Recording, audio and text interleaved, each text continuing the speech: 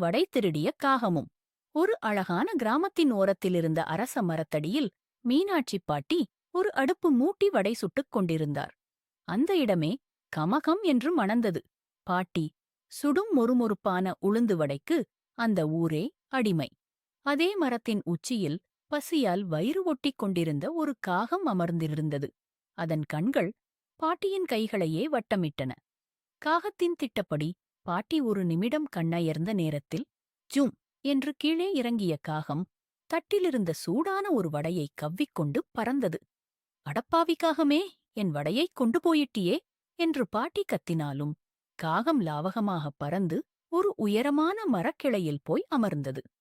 ஆஹா, இன்று நமக்கு ஒரு ராஜ விருந்து என்று காகம் மனதிற்குள் நினைத்துக் கொண்டது.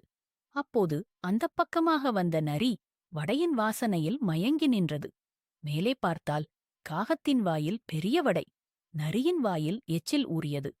காகத்திடம் இருந்து வடையை எப்படியாவது பிடுங்க வேண்டும் என்று ஒரு தந்திரம் செய்தது. நரி மிகவும் பணிவாகப் பேசியது. அன்புள்ள காகமே, உன்னை பார்த்து எத்தனை காலமாகிவிட்டது. உன் கருப்பு நிறம் எவ்வளவு பளபளப்பாக மின்னுகிறது. உன் குரல் எவ்வளவு இனிமையானது என்று காடே பேசிக் கொள்கிறது. எனக்காக ஒரே ஒரு பாட்டு மட்டும் பாட மாட்டாயா? தந்திரத்திற்கு பெயர் போன நரி புகழ்வதைக் கேட்டதும் காகம் தற்பெருமையின் உச்சிக்கே சென்றது.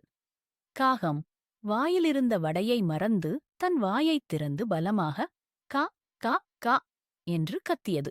வடை கீழே விழுந்ததைப் பார்த்த நரி மகிழ்ச்சியில் ஆழ்ந்தது. நிதானமாக வடையை கவ்விக்கொண்டு சென்றது. காகம் ஏமாறந்து நின்றது. யார் புகழ்ச்சியாகப் பேசினாலும் நிதானமாகச் சிந்தித்துச் செயல்பட வேண்டும். பிறர் பேச்சில் மயங்கி நம்மிடமிருக்கும் பொருளை இழக்கக்கூடாது.